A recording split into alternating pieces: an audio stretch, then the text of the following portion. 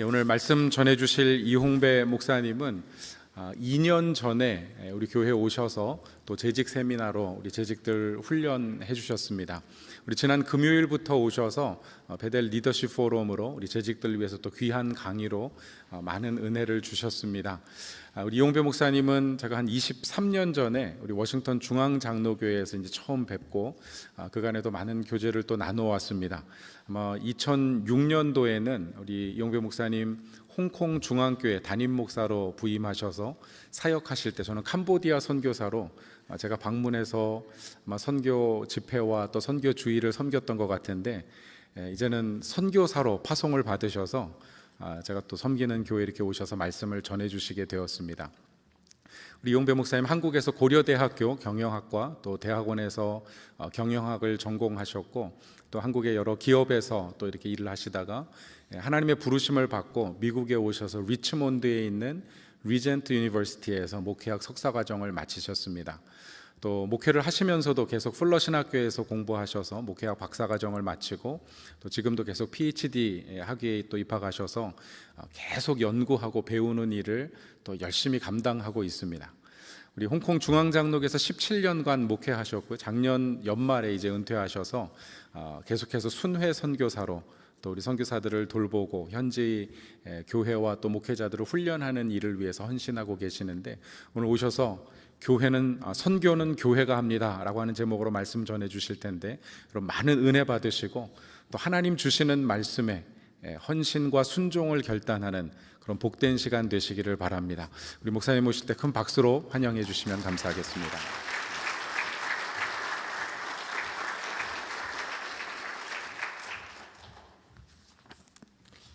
여러 교회를 다녀봤는데 오늘 행복 찬양대 너무 행복했습니다.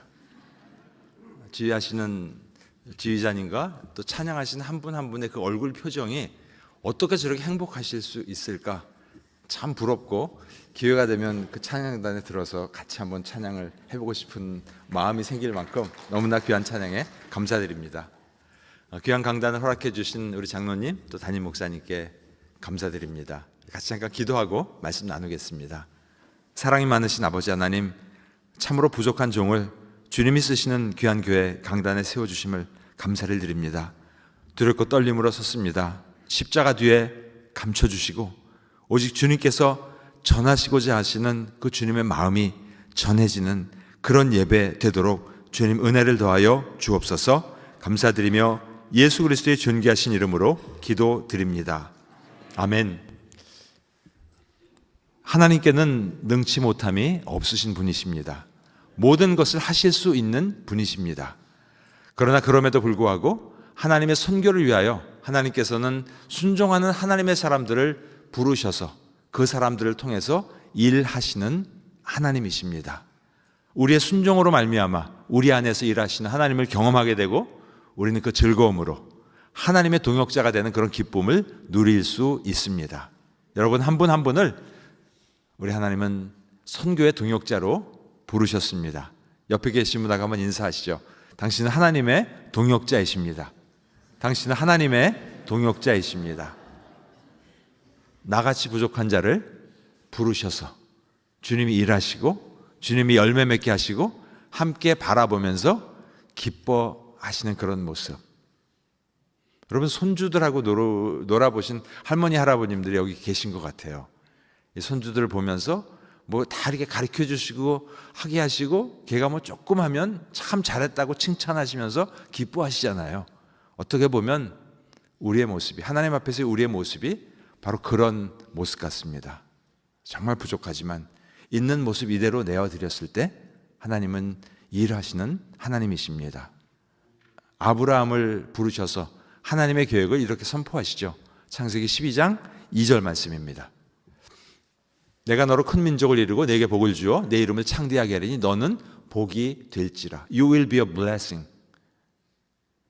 그 축복, 그 계획, 그것을 이루시려고 아브라함의 후손으로 이 땅에 예수 그리스도를 보내주셨습니다.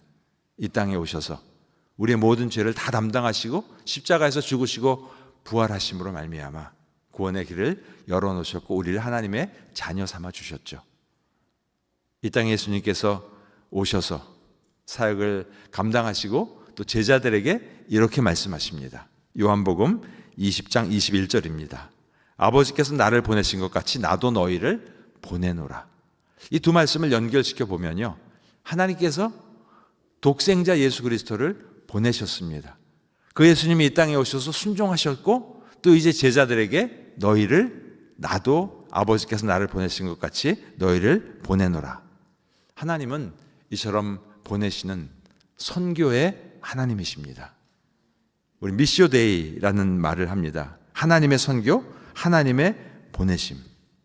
우리를 보내시는 그 보내심 앞에 우리는 어떻게 순종하며 어떠한 삶을 살아내야 될지 오늘 말씀을 통해서 함께 돌아보기 원합니다. 교회 안에는 여러 부서가 있죠. 예배 사역원, 또 교육 사역원, 전도 사역원, 여러 사역들이 있지만 선교는 그 가운데 하나이다. 이렇게 알고 계시다면 오늘 말씀을 통해서 조금 더 선교에 대해서 폭넓은 생각을 가지시기를 바랍니다. 큰 그림으로 보면 교회가 존재하는 이유는 바로 선교 때문입니다. 예배가 없는 곳에서 예배가 드려질 수 있도록 하기 위해서, 예수님을 알지 못하는 곳에서 예수님을 아는 지역으로 바뀌도록 하는 것이 바로 선교입니다. 그래서 선교학자 에밀 브루너는 이렇게 이야기합니다. 불은 불꽃이 타오름으로써 존재하듯이 교회는 선교함으로써 존재하는 것이다. 이제 한국말이 좀 어려워요. 영어가 더 쉬운 것 같아요. The church exists by mission. 선교를 위해서 교회가 존재한다는 사실. 이 말을 뒤집으면 어떻게 되죠? 선교하지 않으면 그 공동체는 교회가 아니다라고 분명하게 이야기하고 있습니다. 그동안 선교를 해오셨고 아까 광고하시는 거 보니까 1989년부터 시작해서 거의 35년간을 선교에 집중해 오셨고 여기까지 달려오셨습니다. 더욱더 풍성한 열매를 맺으면서 주님이 정말 바라보시면서 참 잘했다, 기뻐하시는 그런 교회로 다시 한번 서나가실 수 있도록 주님의 이름으로 축복합니다. 그 주님께서 제자들을 통해서 일하시는 것을 말씀하시는데요, 교회라는 단어를 신약 성경에 가장 먼저 쓰신 분이 누구실까요? 교회라는 단어가 가장 먼저 나오는 곳이 바로 마태복음 16장에 처음 나옵니다. 너희는 나를 누구라 하느냐? 베드로가 그 앞에 대답하죠. 주는 그리스도시요 살아계신 하나님의 아들이십니다. 그때 예수님께서 기뻐하시면서 말씀하십니다. 너는 베드로라, 이 반석 위에 내 교회를 세우리니. 주님 말씀하세요. I will build my church. 굉장히 교회에 대해서 어그레시브하게 이건 내 교회야, 이 교회를 통해서 내가 일할 거야 하는 것을 어떻게 표현하세요? 내가 땅에서 무엇이든지 매면 하늘에서도 매일 것이고 땅에서 무엇이든지 풀면 하늘에서도 풀리리라. 이곳에 모이셔서 기도하시며 주님의 뜻을 구하며 일하실 때 주님의 교회를 통하여 일하시겠다고 분명하게 말씀하고 계십니다. 그래서 선교는 교회가 합니다. 옆에 계신 분과 한번 말씀 나눠주시죠. 선교는 교회가 합니다. 선교는 교회가 합니다. 주님은 교회를 세우셨습니다. 이 교회를 내 교회라고 말씀하시고 이 교회에 사명을 주셨습니다. 음부의 권세와 싸우는 것, 그리고 승리를 약속하셨다는 사실을 기억하시면서 이 교회 사명을 더욱더 굳건히 하실 수 있기를 주님의 이름으로 축복합니다. 사도행전 13장에 나와 있는 바로 이 교회의 이름은 안디옥 교회입니다. 이 안디옥 지역에 교회가 세워졌을 때 그들의 상황은 그렇게 넉넉한 상황이 아니었습니다. 어려움 가운데서 예루살렘에서 탈출해서 그곳에서 교회가 시작되었고 그곳에서 그들이 함께 모여 성령께 인도함 받는 대로 순종함으로 말미암아 주님이 쓰시는 아름다운 교회로 세워지게 되었던 것입니다. 사도행전 13장 2절 3절 오늘 함께 읽었던 본문입니다. 주를 섬겨 금식할 때 성령이 이르시되 내가 불러 시키는 일을 위하여 바나바와 사울을 따로 세우라 하시니 이에 금식하며 기도하고 두 사람에게 안수하여 보내니라. 그들의 순종을 통해서 바나바 목사님, 바울 목사님을 선교사로 보냄으로 말미암아 복음이 전해지기 시작해서 아시아 지역과 유럽 지역과 또 세월이 지나서 그 복음은 미주 대륙을 걸쳐서 우리 대한민국에까지 복음이 전해지게 되었습니다. 주님이 이 교회를 통해서 일하신 놀라운 그런 열매들이 우리가 지금 함께 누리고 있는 것입니다. 주님은 계속해서 이 복음이 우리 안에만 멈춰 있지 않고 땅끝까지 이르러 복음이 전파되는 것을 기대하시면서 이 교회를 사용하시겠다고 말씀하십니다. 1979년에 베델교회를 주님이 세우셨죠. 왜 세우셨을까요? 주님의 뜻을 이루시기 위하여 교회를 세우신 줄 믿습니다. 이방인들에게 복음이 전해지도록 하나님은 역사 가운데서 일하셨습니다. 예루살렘에 큰 박해가 일어났습니다. 사도행전 7장 59절, 60절. 참 어려운 일이었고 좋은 일은 아니었습니다. 그러나 그런 어려움 속에서 하나님께서 일하셨다는 사실. 바로 그 사실 속에서 우리가 알 수 있는 것은 역사란 하나님의 이야기가 펼쳐지는 것이다. 그래서 영어로 history is his story. 하나님의 이야기임을 알 수 있습니다.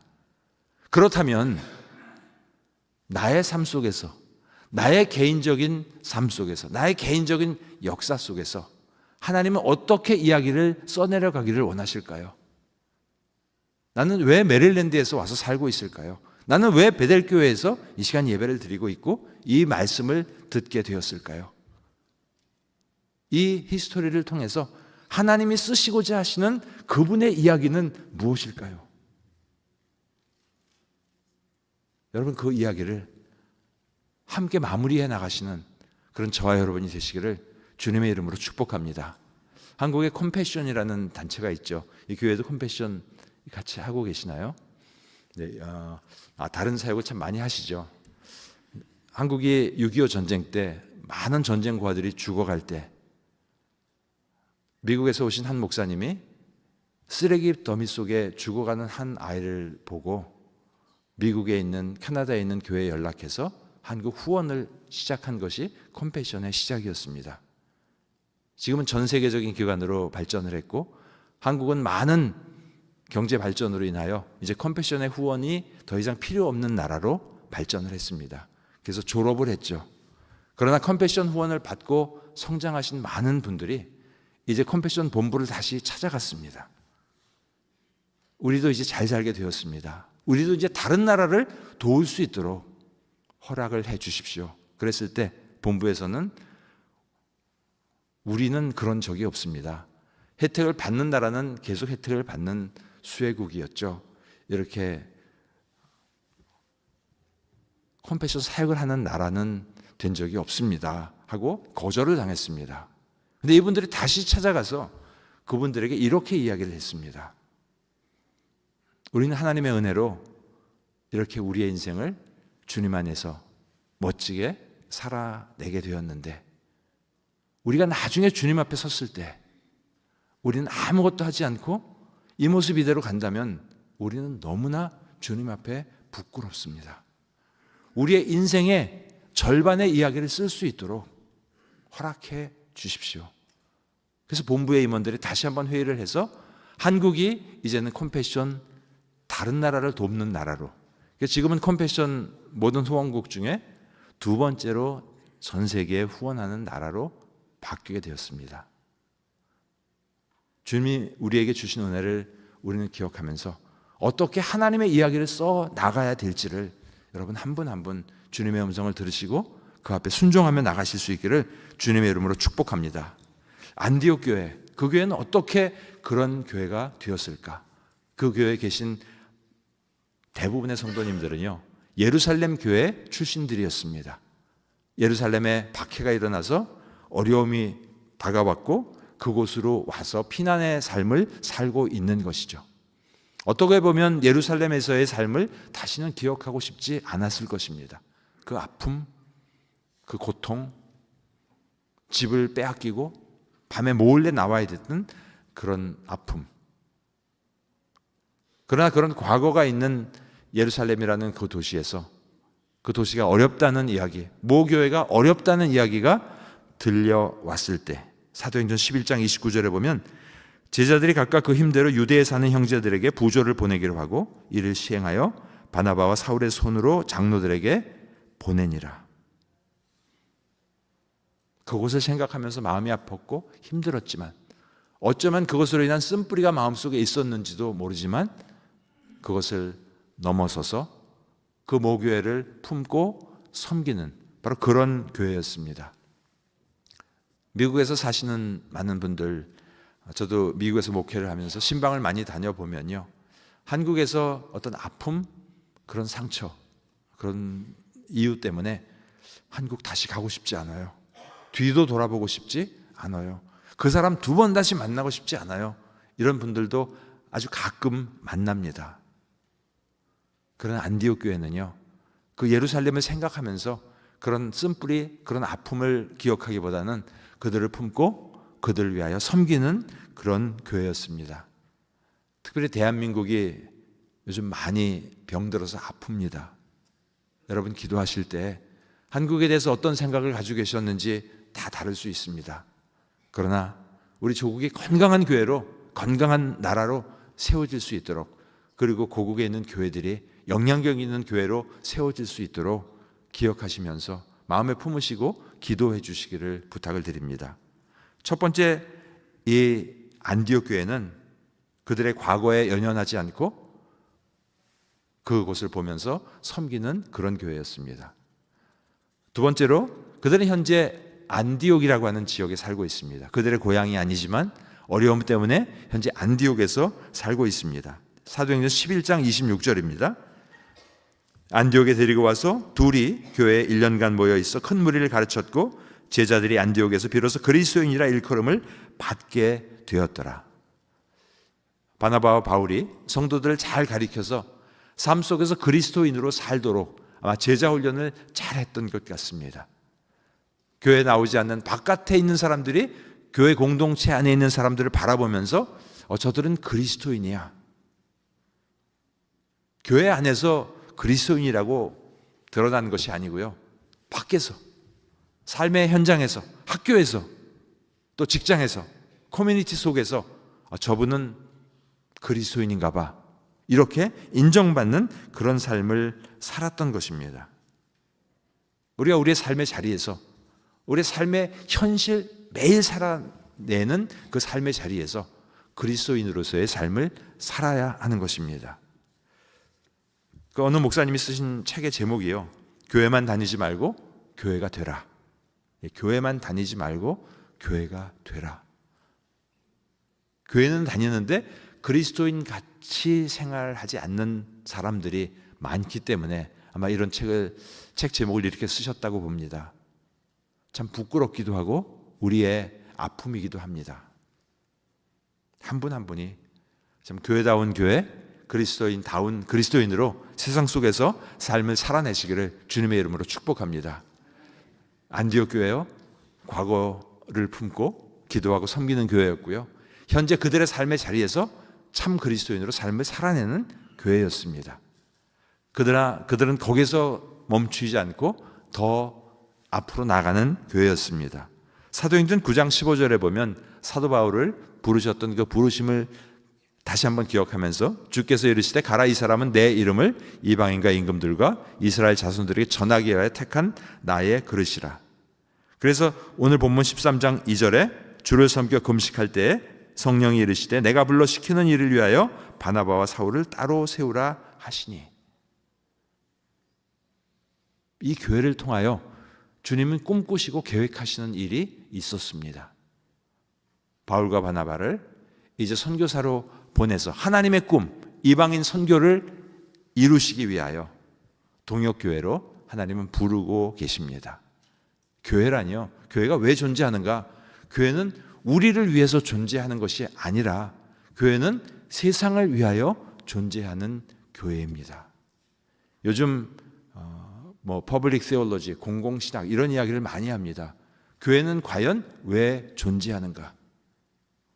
교회를 바라보는 날카로운 비판, 그런 안타까움이 많이 있습니다. 왜냐하면 교회가 너무 교회 안만 돌보고 교회 바깥의 커뮤니티를 돌보지 않는다는 불평이 많기 때문입니다.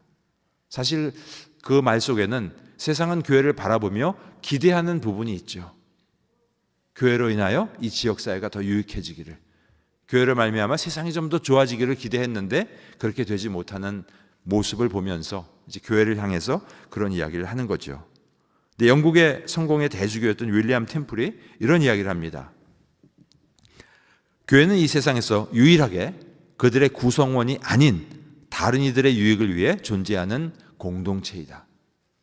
교회는요, 물론 이 안에 계신 분들을 잘 교회가 돌봐야 되지만 거기에서 그치지 않고 그렇게 훈련된 분들이 세상 속에 나아가서 그런 교회의 사명을 감당하도록 부르신 공동체라는 것을 우리는 기억해야 하겠습니다. 안디옥 교회가요, 이런 교회였습니다. 과거에 아픔이 있는 지역도 품었고요, 지금 그들이 살고 있는 그 지역에서 영향력 있는 그런 교회로 세워졌고요, 그리고 주님이 주신 사명을 감당할 수 있는 그런 교회였습니다. 그래서 글로벌 플러스 로컬, 그래서 첫 번째 안디옥 교회는요, 글로컬 처치, 우리말로 번역하면 아마 세계를 품는 교회, 이렇게 번역할 수 있겠습니다. 우리 베델교회가 그런 교회로 대한민국을 위해서 기도해 주시고 이 지역을 위해서 아름답게 섬겨 주시고 세계 선교를 위해서 주님의 기쁨이 되는 그런 교회로 세워지시기를 주님의 이름으로 축복합니다. 자, 그러면 어떻게 안디옥 교회는 그렇게 세계를 품는 교회가 되었을까? 오늘 본문 속에서 세 가지를 이야기하고 있습니다. 첫 번째 13장 1절입니다. 안디옥 교회에 선지자들과 교사들이 있으니, 이 교회는 보니까 일꾼이 많았던 것처럼 보입니다. 선지자들, 교사들, 복수죠. 그러니까 바울과 바나바 이외에 많은 훌륭한 리더들이 많이 있었습니다. 이 바나바 목사님이 담임 목사님이셨고요, 바울 목사님이 아마 교육 목사님이셨고, 이런 상황 속에서 선교사로 내어 보냈는데, 그럼 1번, 2번은 교회에 계셔야 되고 3번, 4번 아니면 저기 6번, 7번 되는 분을 선교지로 내보낸다는 생각을 우리는 쉽게 할 수 있습니다. 그러나 이 교회는 가장 소중한 두 분을 하나님의 선교를 위해서 내어드린 교회였습니다. 여러분, 내가 가지고 있는 가장 소중한 것이 무엇입니까? 선교는 그것으로 하는 것입니다. 가장 중요한 것 남겨두고 그냥 조금 남는 것 갖고 선교하는 것이 아니고요, 가장 소중한 것을 드릴 때 주님은 그것을 통하여 일하십니다. 제가 우리 백신종 목사님과 교회에서 같이 섬길 때 선교 목사님으로 섬기셨고 교구 목사님으로 섬기셨고, 특별히 교회 어른들을 정말 잘 섬기셔서 제가 늦게 목회를 시작하면서 참 많이 보고 배웠습니다. 또 제가 평신도일 때 저희 교구 목사님이시기도 하셨고요. 근데 선교 목사님을 하시면서 크루즈족, 잠족을 입양하셔서 이제 그곳에 선교사를 파송해야 되는데 가만히 보니까 나갈 선교사님이 잘 안 보이는 것 같고 누가 나가면 가장 좋을까 했을 때 본인이 결단하시면서 제가 그 지역에 선교사로 나가겠습니다. 우리 권사님들이 얼마나 우셨나 몰라요. 왜 우리 백 목사님이 나가셔야 돼요? 우리 백 목사님 우리 교회에 계셔야 되는데, 이렇게 좋은 목사님 우리 교회에 계셔야 되는데, 그래서 많이 우셨어요. 그러나 선교는요, 그렇게 가장 좋은 것을 내어드리는 것입니다. 여러분도 가장 좋은 것을 주님 앞에 내어드려서 귀한 선교의 사명을 잘 감당하시기를 주님의 이름으로 축복합니다. 저는 목회를 늦게 시작했습니다. 40까지 한국에서 사업을 하다가 40에 하나님께서 부르셔서 이제 신학교를 가야 되는데 기도가 조금 갈라지더라고요. 가야 될까? 아니면 주님, 저 지금 좀 잘 나가잖아요. 지금 이렇게 한 10년만 더 벌면 괜찮을 것 같아요. 저 50쯤 돼서 신학교 가면 안 될까요? 바로 응답을 주시더라고요. 난 50에는 너 필요 없어. 지금 신학교 가서 내 일을 했으면 좋겠어. 이런 마음을 마음에 주셔서 그냥 모든 것을 내려놓고 신학교를 바로 들어가게 되었습니다. 그런데 지금 돌아보았더니요, 50에 신학교를 들어갔다면 아마 신학교 안 갔을 것 같아요. 목회도 안 했을 것 같고요. 주님이 무엇인가를 위해서 나를 부르실 때, 꼭 신학교를 가시라는 것이 아니고요, 무엇인가 선교를 위해서 나를 부르실 때 여러분 가장 우선순위를 그곳에 두시고, 안디옥 교회가 그 교회가 가장 베스트였던 목사님 두 분을 보냈던 것처럼 내 인생의 가장 베스트 타임을, 내 인생의 가장 소중한 것을 주님의 선교를 위해서 들이실 수 있는 그런 한 분 한 분 되시기를 주님의 이름으로 축복합니다. 이제 몇 년 더 가득 채워서 은퇴를 할까 하는 생각도 했다가요, 사실 홍콩에 있으면 편합니다. 만 17년을 있었기 때문에 뭐 불편한 것이 거의 없습니다.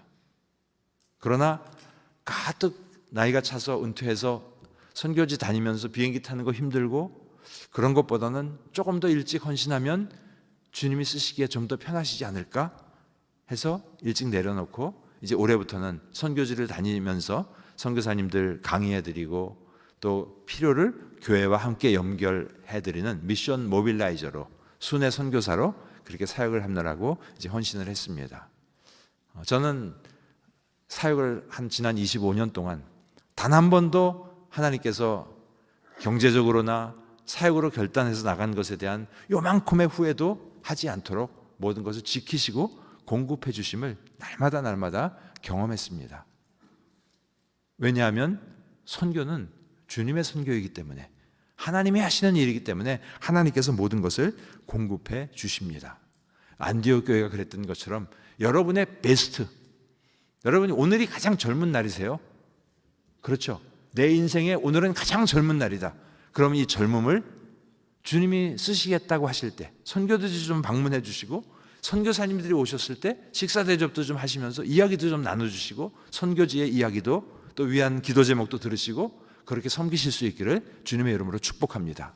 안디옥 교회 첫 번째 드린 것은 가장 소중한 것, 일꾼을 선교지를 위하여 내어드린 교회였습니다. 두 번째는요, 그들은 어려움 중에서도 물질을 헌신적으로 내어드렸던 교회입니다. 사도행전 8장 11장 보도록 하겠습니다. 8장 1절에 보면 사울은 그가 죽임당함을 마땅히 여기더라. 그날에 예루살렘에 있는 교회가 큰 박해가 있었다. 교회에 큰 어려움이 있었습니다. 신앙생활 할 수 없는 상태입니다. 11장 19절, 그때 스데반의 일로 일어난 환란으로 말미암아 흩어진 자들이, 디아스포라라는 이야기가 여기서 나오는데요, 도저히 거기서 살 수가 없어서 그냥 흩어진 것입니다. 얼마나 경제적으로 힘들었을까요? 집도 내버려두고 가야 되고 삶의 터전을 다 잃어버린 그 상태에서 그들이 신앙생활을 했는데, 사도행전 11장 29절에 보니까 예루살렘 교회가 어려움이 있다는 소식을 들었을 때 11장 29절, 제자들이 각각 그 힘대로 유대에 사는 형제들에게 부조를 보내기로 작정하고 최선을 다해서 물질을 올려보낸 그런 교회였습니다. 아낌없이 선교를 위해서 모든 것을 내어줄 수 있는 베이스 캠프가 되었던 것입니다. 제가 어릴 때 봤던 책 중에 아낌없이 주는 나무, 이 그림으로 그려 있는 책이 있습니다. 뭐 가지도 띄워주고 열매도 띄워주고 결국 몸통도 띄워주고 마지막에 구루터기만 하는 남아 있는 그런, 하나님의 선교를 위해서 베델교회가 그렇게 섬기시면서 나가시는 그런 교회가 되시기를 주님의 이름으로 축복합니다. 저는 홍콩에 있으면서 홍콩의 역사를 이렇게 좀 공부하게 되었습니다. 어떻게 복음이 처음 들어오게 됐는가? 홍콩은 왜 중국으로부터 이렇게 분리가 되어서 종교적인 자유가 있게 되었는가? 그 속에서는 굉장히 큰 아픔들이 있었습니다. 아편 전쟁이라는 이야기 들어보셨죠? 그 아편 전쟁으로 인하여 영국이 침입해 오고 많은 것들을 빼앗겼고 많은 사람들이 죽었습니다. 참 악한 일이었죠. 그러나 그 악한 일 속에서 하나님께서 일하셨습니다. 1차 아편 전쟁의 결과로요, 선교사가 들어올 수 있도록 허용이 되었습니다. 또 2차 아편 전쟁의 결과로 기독교가 공인되는 역사가 있었습니다.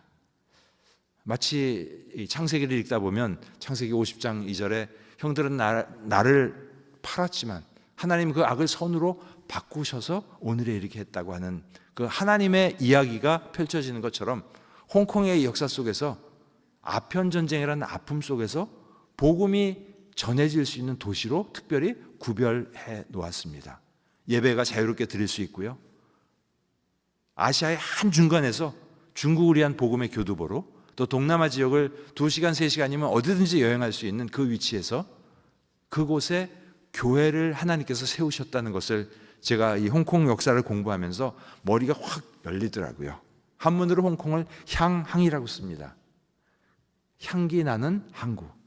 도대체 왜 이름이 Fragrant Harbor, 향항일까? 이 향기는 도대체 무엇일까? 그리스도의 향기를 전하기 위해서 이 아픈 역사 속에서 하나님께서 이렇게 일하셨구나. 그 역사를 보면서 역시 히스토리는 그분의 이야기, His story이구나. 여러분의 한 분 한 분의 개인의 히스토리 속에서도 하나님의 이야기를 써내려 가시는 그런 은혜가 있기를 주님의 이름으로 축복합니다.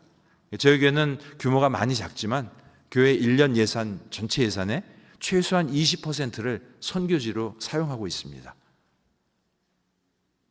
저희는 이런 멋진 건물도 없지만 선교지에서 교회가 무너졌다는 이야기가 들릴 때 선교지에 교회를 세우고 최소한 20%에서 25%의 예산을 선교지로 사용을 하고 있습니다. 왜냐하면 선교가 교회 사역 중에 하나가 아니라 우리는 미셔널 처치이기 때문에 선교는 교회가 한다는 그런 마음으로 온 성도님들이 한 마음으로 선교를 위해서 최선을 다하고 있습니다. 왜냐하면 언제 중국화되어 버리면 저희 교회는 없어질 수도 있는 상황이기 때문에 있을 때 주님 앞에 잘하자. 최선을 다해서 선교지를 돕는 그런 교회가 되자. 그렇게 교회를 그동안 이렇게 섬겨왔습니다. 바로 안디옥 교회가 그런 교회였습니다. 가장 좋은 일꾼을 선교지로 보내고 많은 물질을 선교지로 보내는 그런 교회였습니다. 그리고 세 번째, 그 교회는 기도하는 교회였습니다. 사도행전의 주제는 교회입니다. 그런데 그 교회가 어떻게 하나님의 일을 해왔는가? 그 속에는 기도하는 사람들의 이야기가 빼곡하게 들어있습니다. 사도행전 1장 14절, 여자들과 예수의 어머니 마리아와 예수의 아우들과 더불어 마음을 같이하여 오로지 기도에 힘쓰더라. 첫 번째 교회가 시작이 됐죠. The first church, 초대교회. 또 교회가 핍박을 받고 어려움이 생겼을 때 사도행전 12장 5절, 베드로는 옥에 갇혔고 교회는 그를 위하여 간절히 하나님께 기도하더라. 어려움이 생겼을 때 그들은 하나님 앞에 기도했습니다. 그리고 오늘 13장 2절 3절에 주를 섬겨 금식할 때에 또 3절에 이에 금식하며 기도하고 기도를 통하여 하나님의 인도하심을 받고 그 앞에 순종했던 사도행전의 역사는 기도를 통해서 일하시는 하나님을 기록하고 있습니다. 기도의 거장인 오스발드 취엠버스가 이렇게 이야기합니다. 우리는 기도를 최후의 수단으로 사용하는 경향이 있지만, 근데 그렇죠. 다 해봤는데 안 되네요. 이제는 기도나 해야 되겠어요. 이게 잘못됐다는 겁니다. 최후의 수단으로 자기 노력으로 다 해봤는데 안 되니까 그때 기도하는 것이 아니고요. 하나님은 기도가 우리의 첫 번째 방어선이 First line of defense. 가장 먼저 기도하고 모든 일을 행해 나가시는 바로 안디옥 교회가 그런 교회였습니다. 어떻게 담임 목사님과 수석 부목사님을 동시에 선교지로 보낼 수가 있겠습니까? 그러나 그들은 먼저 기도했고 성령님의 인도하심 앞에 순종했습니다. 그들의 가장 좋은 베스트를 하나님 앞에 올려드렸을 때 그들에게 주신 물질을 아마 안디옥 교회에서 물질은 생명과 같이 소중한 것이었습니다. 왜냐하면 그들의 삶의 터전을 떠나서 다른 지역에서 정착을 했기 때문에. 그리고 그들은 기도하면서 하나님의 일을 이루어 나가는 그런 교회가 되었던 것입니다. 사랑하는 베델교회 귀한 성도님 한 분 한 분의 삶이 그런 선교적인 삶이 되시기를 주님의 이름으로 축복합니다. 여름에 단기 선교 그 기간 동안 아니면 선교 주간이 한 주간만 선교에 집중하는 그런 삶이 아니라 오늘 문 밖을 나가시는 순간부터 선교적인 삶을 살아내시기를 주님의 이름으로 축복합니다. 이제 미국에 저희 아들이 살거든요. 이제 손녀가 미국에 둘이 있는데요. 이제 유치원을 데리고 가요. 크리스찬 유치원인데요. 유치원에 나가는 그 입구에 팻말이 이렇게 쓰여져 있습니다. You are now entering the mission field. 참 굉장히 신앙의 옷깃을 새롭게 여미게 하는 그런 메시지입니다. 오늘도 예배 후에 나가시죠. 특별히 눈이 오고 상황이 좋지 않다고 하는 이 속에서 내가 어떻게 선교적인 삶을 살아낼 것인가, 참 그리스도인으로 이웃을 섬기며 살아낼 것인가, 그렇게 삶을 살아내셔서 안디옥 교회가 세계를 품는 글로컬 처치이면서 기빙 처치가 되었던 것처럼 베델 교회가 또 이곳에 계신 성도님 한 분 한 분의 삶이 그렇게 주님의 기쁨이 되는 그런 교회가 되시기를 주님의 이름으로 축복합니다.